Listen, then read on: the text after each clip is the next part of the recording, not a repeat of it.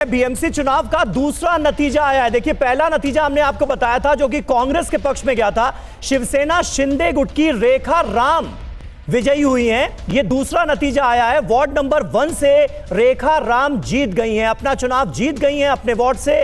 ये जानकारी सामने आ रही है। बीएमसी चुनाव का ये दूसरा नतीजा है। एक दोनों और एक शिवसेना शिंदे के पक्ष। और समीर, दोनों जो शुरुआती नतीजे आए हैं, दोनों महिला उम्मीदवार हैं जो जीती हैं। ये खास बात और महिला उम्मीदवार वैसे भी ज्यादा हैं मैदान में, पुरुषों से ज्यादा इस चुनाव में। ये भी अपने आप में एक दिलचस्प आंकड़ा है। जयप्रकाश हमारे साथ मौजूद हैं। जेपी, कैसे देख रहे हैं अभी तक के जो रुझान हैं उसमें बीजेपी और शिवसेना शिंदे का दबदबा सीधे तौर पर नजर आ रहा है, लेकिन ठाकरे बंधु भी कमाल करते नजर आ रहे हैं। मतलब उनकी दावेदारी को अभी खारिज नहीं किया जा सकता है।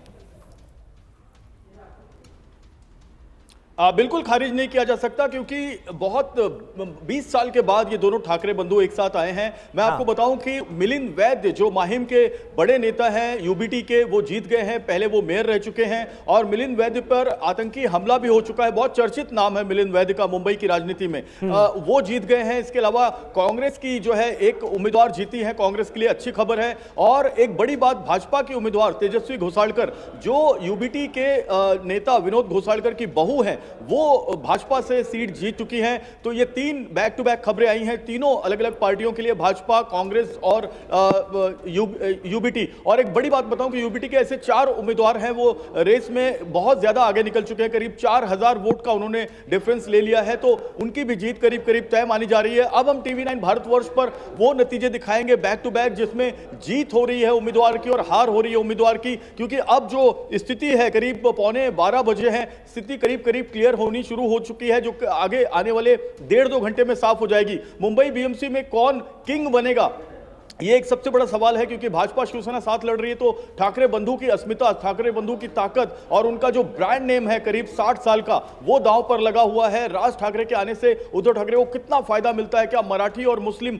वोट जो है पूरी तरह से शिवसेना, यूबीटी और एमएनएस में आ सकते हैं, या एकनाथ शिंदे की पार्टी उसको अपने पास काबिज रखने की कोशिश में कामयाब हो सकती है? क्योंकि एकनाथ शिंदे की पार्टी की उत्तर भारतीय उम्मीदवार का जीतना यह साफ करता है कि उत्तर भारतीयों ने एकनाथ शिंदे की शिवसेना को वोट दिया है। उत्तर भारतीय वोट सिर्फ और सिर्फ कांग्रेस में या बीजेपी में या फिर यूबीटी में कन्वर्ट नहीं हुए हैं, वो एकनाथ शिंदे में कन्वर्ट हुए हैं। ये अच्छी खबर एकनाथ शिंदे की शिवसेना के लिए है, क्योंकि मराठी वोट उनके पास है, मुस्लिम वोट उनके पास है। अगर उत्तर भारतीय वोट भी कन्वर्ट हुए हैं, यानी कि नॉन मराठी वोट कन्वर्ट हुए हैं, तो एकनाथ शिंदे के जो नंबर्स हैं वो बढ़ सकते हैं। कुछ ही देर में ये चीज साफ हो जाएगी। एकनाथ शिंदे के लिए ये कामयाबी कितनी बड़ी है अक्कू जी, ये जरा मैं आपसे जानना चाहूंगा। क्योंकि आप देखिए, पूरे चुनाव प्रचार के दौरान उनका कोई विवादित बयान सामने नहीं आता है।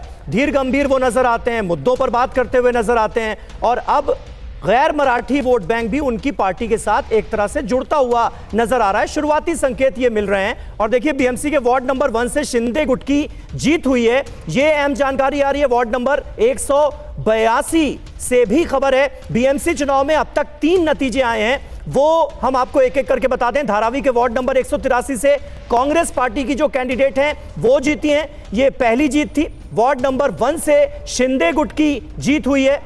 और वार्ड नंबर 182 से यूबीटी के मिलिंद वैद्य जीते हैं। एकनाथ शिंदे पर हम बात कर रहे थे अक्कू जी, इसे आप कैसे देखेंगे? देखिए, जहां तक मेरी जानकारी है, एकनाथ शिंदे शतरंज के अच्छे खिलाड़ी हैं और राजनीति में शतरंज का खेल जो है वो बहुत काम आता है। वो आगे तक चलते रहते हैं। आगे की चाल, तो विपक्ष की चाल क्या होगी, उसके बाद क्या चाल होगी, फिर हम क्या चाल चलेंगे, उस तरीके 4-5 घर वाला खेल वो शायद भाजपा में आने के बाद और उसमें पारंगत हो गए हैं। कोई भी ऐसा विवादित बयान उन्होंने हाल फिलहाल नहीं दिया है।